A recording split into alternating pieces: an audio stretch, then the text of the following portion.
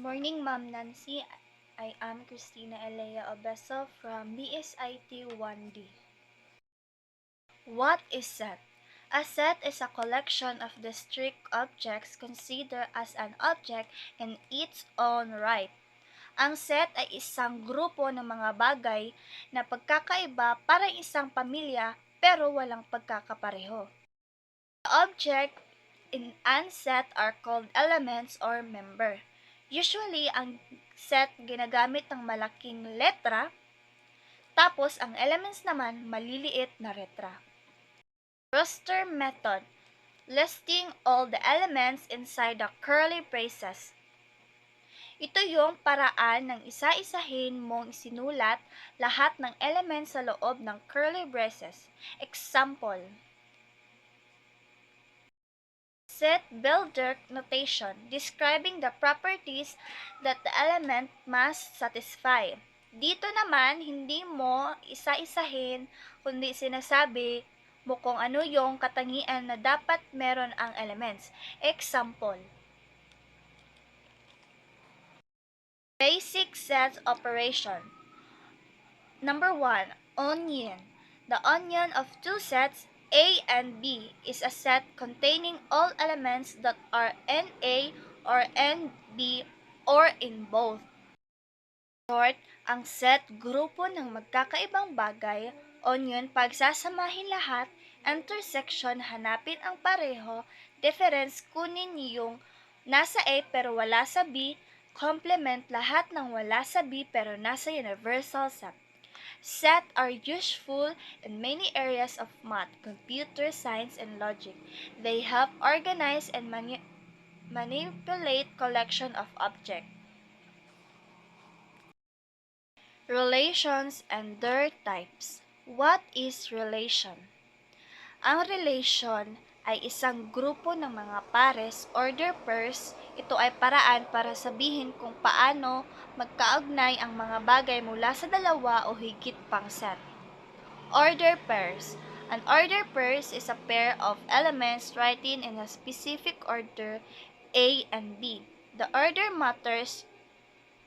Ang order pair ay dalawang bagay na magkakasama pero importante yung pagkakasunod nila ng A at B. Iba yung 1 and 2 sa 2 and 1. Cartesian product. To understand relation, you need to know the Cartesian product. The Cartesian product of two sets A and B, written as A, B, is a set of all possible order pairs where the first element comes from A, the second element comes from B. Proof technique. What is proof techniques? Proof techniques are methods used to establish the truth of a statement through logical reasoning. Mga paraan para patunayan na tama ang isang statement gamit ang logic. Direct proof.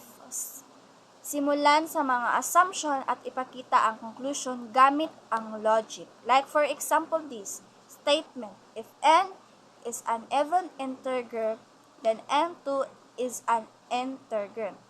Proof, assume n is even n, then n equals 2k for some integer k.